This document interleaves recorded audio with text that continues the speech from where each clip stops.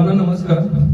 आज आपण सर्वजण इथे जमलेलो आहोत ते म्हणजे छत्रपती शिवाजी महाराज यांच्या जयंती निमित्त। आज आपण सर्वांनी इथं महाराजांचे फोटो लावले, आरती केली, सर्वजण इथं जमलेलो आहोत।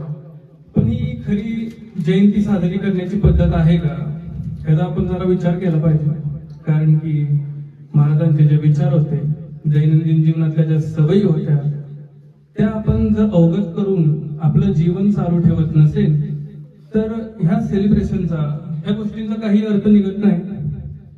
तर आपण त्या गोष्टी केल्या पाहिजे, म्हणजे आजचा दिवस, पुढच्या वर्षीचा दिवस, त्याच्या पुढच्या वर्षीचा असाच पार पडत राहील। हॉस्टेलमध्ये काही गोष्टी पाहायला मिळालेल्या आहेत, तो इकडचा मी तिकडचा, यावरून वादविवाद। हा आनंद आहे की आता ते खूप दिवस झालं काही पाहायला मिळत नाहीये। असंच एकजुटीनं आपण लाडीगोडीनं राहिलं पाहिजे, त्याचा खूप आनंद आहे। आणि एक गोष्ट अशी, आपले जे सगळे मावळे आहेत त्यांना 7 समुद्र पार जरी नेलं तरी ते आपल्या मातीची चव ओढून आणतातच। हे सांगण्याचा अर्थ असा की प्रसादाची सोय केलेली आहे। तर आता आपण जोरात एकदा गर्जना देऊया आणि महाराजांचं स्मरण करूया। छत्रपती शिवाजी